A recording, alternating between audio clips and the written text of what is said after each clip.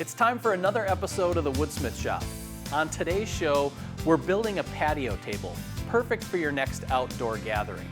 What I like best about this project is that we're taking some common materials, in this case cedar, that you'd normally find in garden boxes and planters, but we're transforming it into something that looks a little bit more up-class and stylish.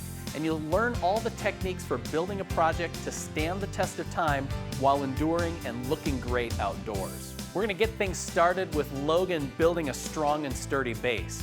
Then I'll tackle the techniques needed to build a round top. It's time to build.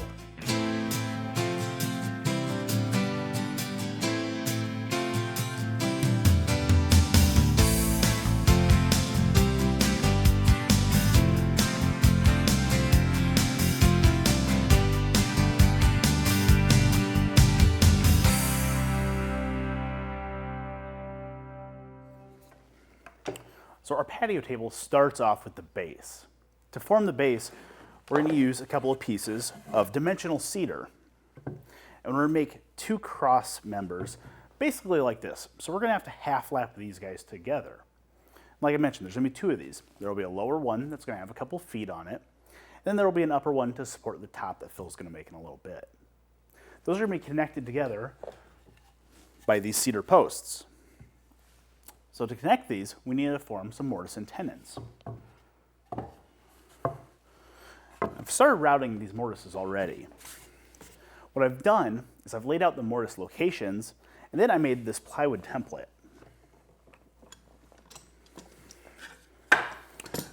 This template simply has the cleat that registers along one edge of these cedar pieces, and then there's a hole in the center where my mortise goes. To form the mortise, I'm using a plunge router with a dado cleanout bit. That dado cleanout bit has a bearing along the shank. That bearing registers along this template and allows me to start my mortise. However, because of the length of this bit, I can't really get deep enough.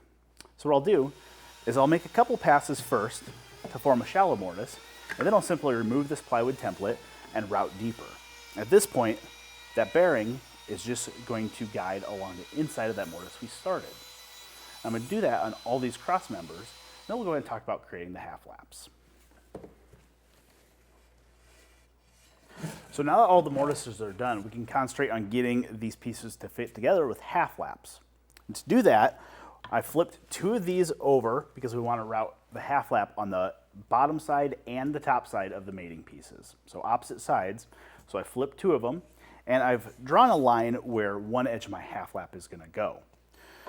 Then what I'm going to do is use a plywood fence that I put double-sided tape on, and we're going to stick this down on that line, really as close as we can get it. Not terribly concerned because we're going to set the width in a second. There we go. Okay, now we have to set this other plywood fence. To do that, I'm just going to use one of these parts. So I can register that up against that fence, and this plywood fence simply gets stuck down right there, and it's going to be a perfect fitting joint. So let me go ahead and get some tape on here, and then we'll route these half laps.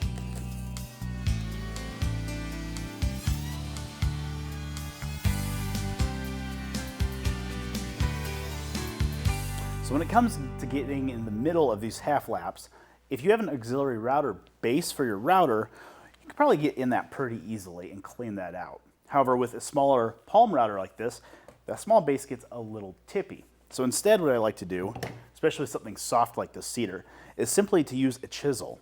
We can come through, bash out a lot of that waste very easily, and then it's just a matter of coming back in with some paring strokes to clean it up.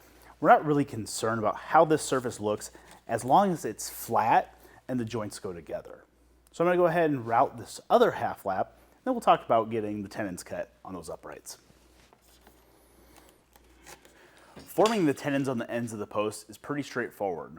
Now you could do it with the router, kind of using the same setup that we used to create the mortises, just with a straight edge. However, since I have the table saw, I'm going to go ahead and use that. So what I've done here is I've set up a dado blade, and I've set my rip fence to act as a stop. So when we go to cut the tenons, we'll simply register the end of the post up against that rip fence and then guide it with the miter gauge. Now it's important to note that these tenons are different dimensions across their width and their thickness. So we're going to require 2 setups here. So I'm going to make these passes along both the bottom face and this top face on both ends, and then we'll reset up the dado blade, and then we'll roll those posts onto their sides to make the next pass.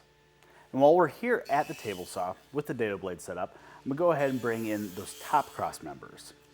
The ends of those get notched to cradle the top that Phil will make in a little bit.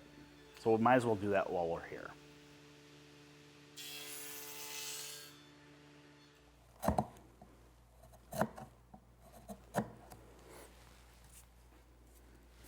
Okay, so now that we have the tenons cut, we need to do a little bit of fine tuning before they'll fit into the mortises.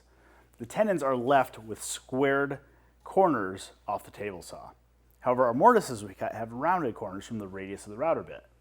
Now we could square up those mortises with a chisel, but with cedar, it's fairly squishy, so I found it just as easy to come in with a chisel, cut along the shoulder, and then just take a big old 45-degree nibble off the corner.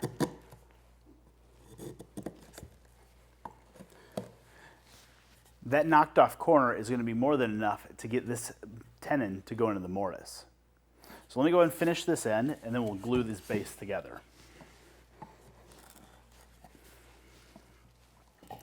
So we're going to start with the base cross members.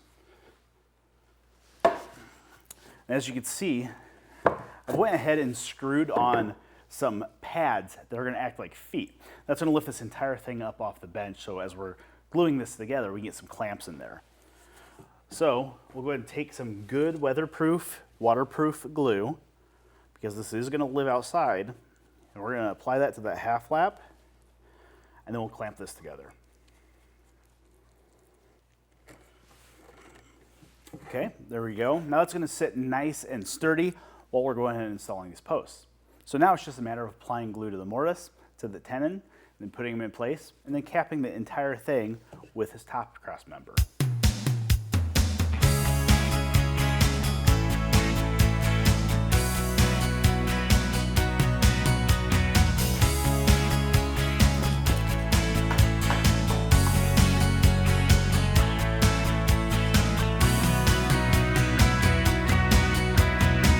Now we'll just wait a couple of hours for this glue to cure. After that's done, the only thing I really have left to do on this base is to soften some of these edges. I'll just do that with a router and maybe a chamfer bit. Then we're going to go ahead and bounce it off to Phil to make the top. The defining feature of our patio table project is the round top. It definitely takes it away from your standard plank top looking pieces. Now we're going to start in the same place though, using some quality materials. Here we're starting with 2x6 cedar construction lumber, and you want to spend some time at the home center picking out the right boards.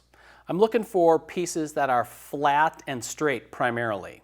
Next, I want something with a uniform color across its width, which I have here.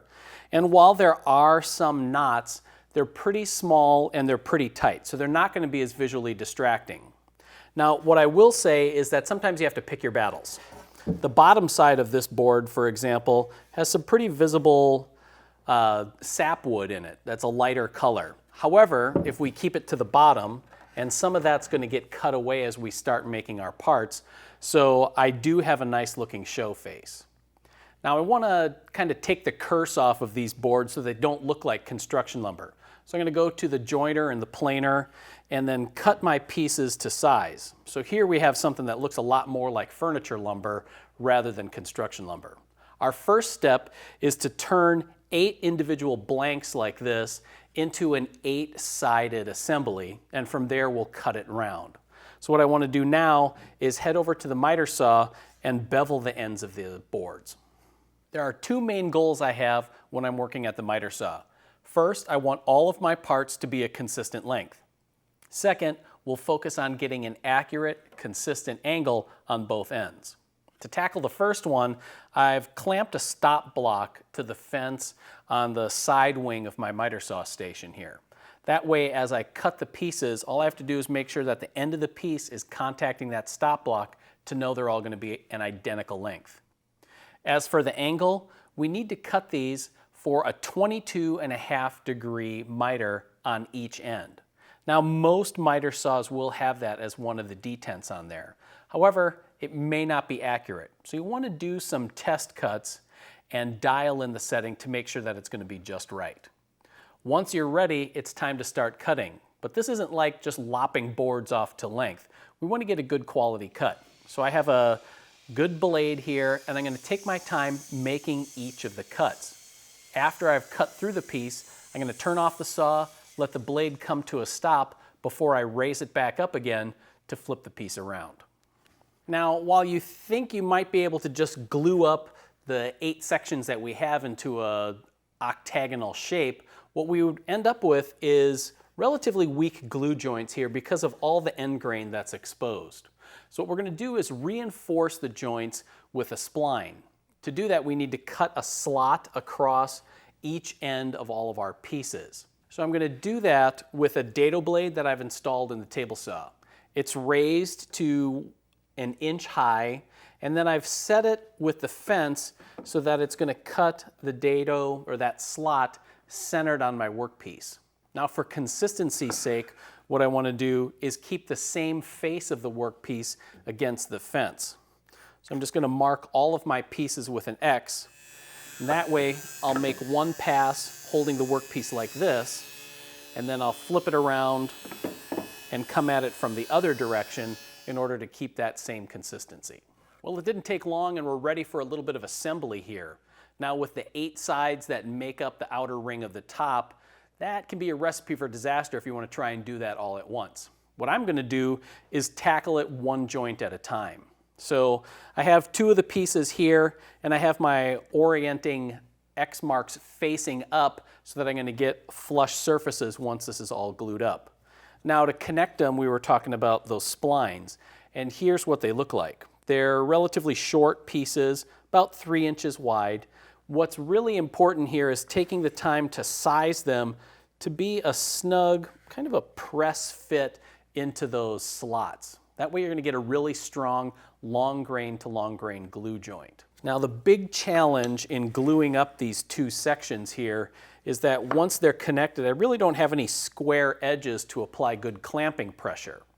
So what I'm going to do instead is to use a pair of large wood hand screw clamps. I'll attach the clamps to these 2 side pieces pretty close to the joint line, but parallel to it.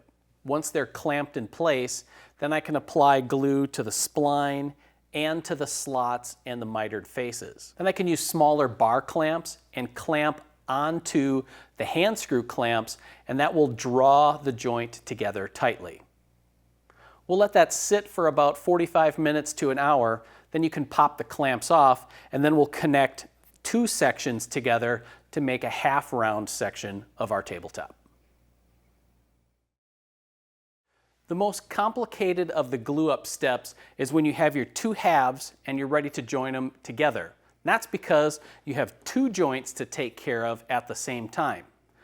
Now, before you grab the glue bottle, you want to test fit to see how those 2 halves come together. One of 3 scenarios can happen. First is that the joints meet tight. If that's the case, the wind is at your back, you can grab the glue bottle and keep going. The other possibilities are that you could have a tight fit at the heel of the miters and have a gap at the toe, or the reverse, tight at the toe and a gap at the heel. If that's the case, and that's what happened here, is I had it tight at the heel and a gap at the toe. So I scribed a line describing that gap and then used a block plane to trim down the mating edges until I had a nice tight joint line. When you do that, though, keep in mind that you're probably going to have to change the size of your splines for these last 2 joints because you're shortening the piece there, and you don't want those splines to bottom out and give you a gap there when you have glue all over the place. But otherwise, the process is the same. I'm going to apply hand screws, glue to the joint faces, and then clamp each part together. All right, with both halves glued together now, I'm going to let this whole assembly dry overnight so that I know that the glue is good and cured. And one other thing, while there might be some discrepancies in the overall size of this because of the adjustments you made, Once the outside is cut round, the only people who are going to know are you and anybody else that you let in on the secret. So once this is dry, we'll talk about making it round and adding the slats in the middle. Once the clamps come off the completed top ring, what I did is spent a little bit of time planing and sanding the joints flush and smooth. I'm not really looking for perfection right now. We'll get to that after we have it routed round. Then what we needed to do is to add these cleats around the inside perimeter of the ring. And that's going to support our top slats that will make up the eating surface of our patio table. Now, trying to get all these aligned and put together, what I did is I drew a line on the inside edge of the ring so that I knew where to locate them. Ran a bead of glue on each of the cleats, held it in place, and then used a pin nailer just to tack it down so that I didn't have to worry about them sliding out of place while I drilled the pilot holes and then drove the screws that are really going to do the work here on all of this. The last step is to buzz a quick round over on the inside edge.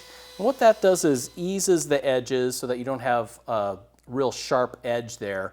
But also, since we're working with an outdoor project, the wood is going to move throughout the seasons, and this subtle round over, both on the ring and also on all of our slats, is going to help disguise that a little bit.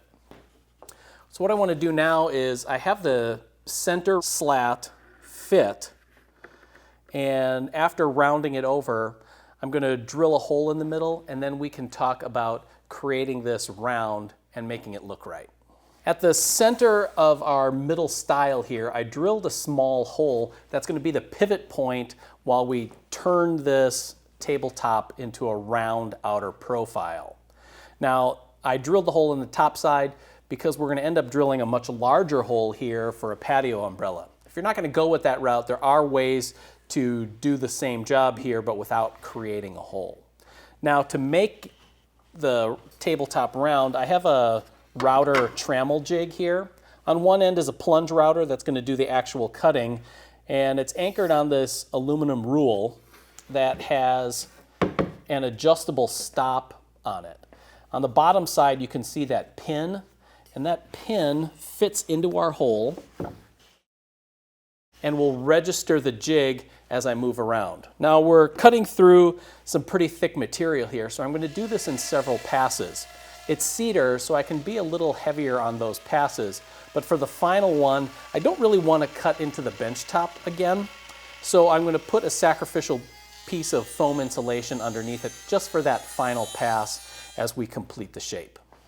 You're going to spend a little bit of time sweeping up all that dust and chips from the router and the jig. And then I went along the edge with a block plane and a sanding block just to clean things up. There might be a little irregularity there.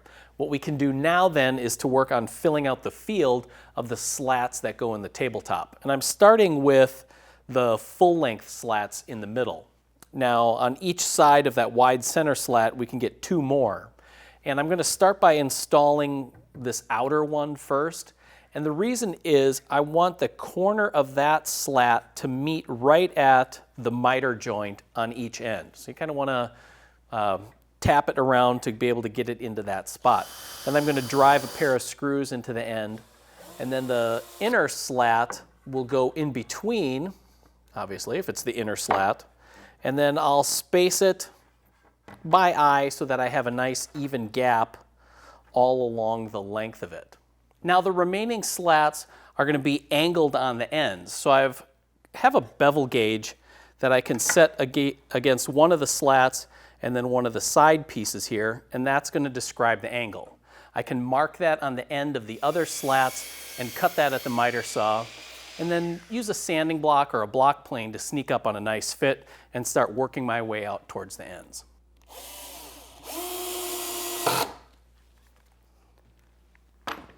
In a perfect world, fitting these outer pieces is a piece of cake. These should be 45 degrees.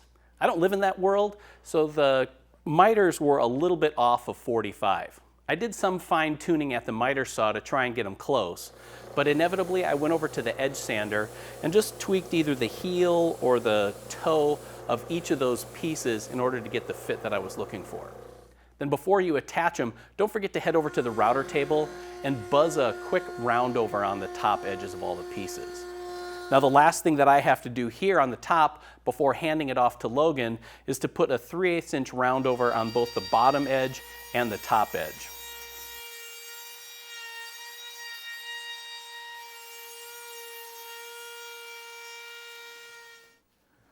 When building an outdoor project, we want to make sure that that outdoor project looks as good a couple years down the road as it does today.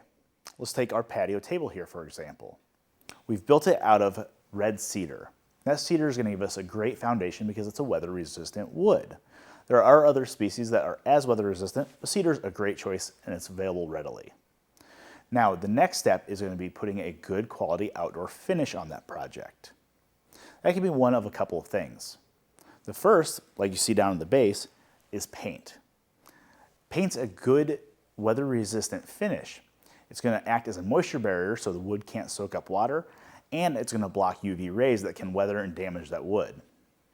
Now another option is to add a clear oil-based finish, but the oil-based finish does need to be exterior rated. That means it needs to have some UV inhibitors and some mildewcides in there to keep mildew and any growth off of the surface of the wood. So what I'm going to do is we're going to do kind of a two-tone finish here. I have the base painted already, but we're going to apply a good, clear, oil-based outdoor finish on this top. And I think the two-tone is going to be a really nice look on here. Now it's important to note that no matter what outdoor finish you choose, there is going to be some maintenance to it. Paint, you're probably going to need to sand it down and repaint it after a couple of years. And with an oil-based finish, you're going to need to reapply that oil every couple of years to keep the project looking its best. So with this outdoor oil, I'm going to brush it on and I'm going to let it soak into the wood. We really want to saturate those fibers. Then, depending on your manufacturer's recommendations, you're going to come back and probably wipe off that oil. We don't want to let any of it pool on the surface. If you do, it's going to get a little tacky and it's never really going to set up nicely. So after we let this soak in, I'll wipe it down, make sure all that excess oil is absorbed, and we'll let it cure. There's a certain magic once that first coat of finish goes on. Once it's dry, this table is ready to become the centerpiece of your next outdoor gathering. Of course, all you need are the chairs. You can provide those yourself, or if you're up for it, build a matching set of stools.